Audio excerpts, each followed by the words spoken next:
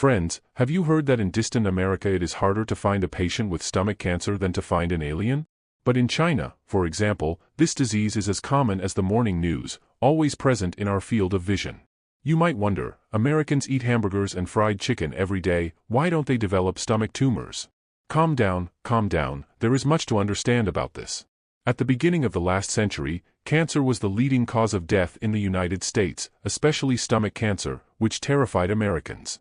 According to a 1927 report, stomach cancer accounted for almost one-third of all cancer deaths in the country, with 60.8% of cases concentrated in the stomach region.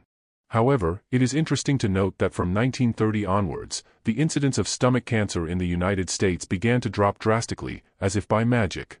Meanwhile, in China, the incidence of stomach cancer only increases. According to data from the 2018 Global Cancer Statistics, stomach cancer is the third most common type of cancer in China, just behind lung and breast cancer. Even more frightening, according to data from the Stomach Health Committee, China accounts for 40% of global cases of stomach cancer, with 500,000 new cases each year. These numbers are alarming. So how did the Americans manage to reduce the incidence of stomach cancer so significantly? Actually, they used two main strategies. The first is the kitchen revolution brought about by the introduction of refrigerators. In 1911, mechanical refrigerators started to become popular in the United States.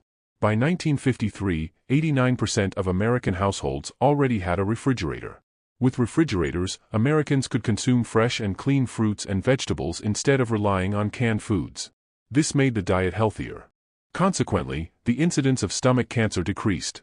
The second strategy was controlling the bacterium Helicobacter pylori. This bacterium is one of the main causes of stomach cancer. However, even before the bacterium was discovered, Americans had already started taking measures to avoid it. When Barry Marshall and Robin Warren received the Nobel Prize for the discovery of Helicobacter pylori, the United States had already made significant progress in this area. Through the proper use of antibiotics, they managed to eradicate the bacterium, effectively preventing stomach cancer. But in China, the situation is less optimistic. Due to the unique food culture, the practice of sharing meals has existed for thousands of years.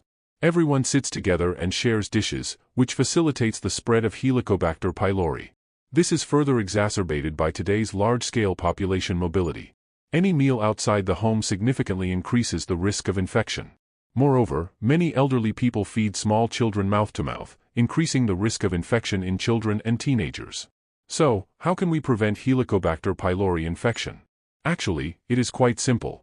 First, use separate serving utensils or divide the food during meals to significantly reduce the risk of cross-infection. Second, do not share personal hygiene items with others to avoid cross-infection. Third, do not feed children mouth-to-mouth. And finally, maintain good household hygiene, especially by regularly disinfecting kitchen utensils like chopsticks. Naturally, in addition to these preventive measures, if you are diagnosed with Helicobacter pylori infection, follow your doctor's advice for proper treatment. So, friends, if we want to stay away from stomach cancer, we must start with small daily habits.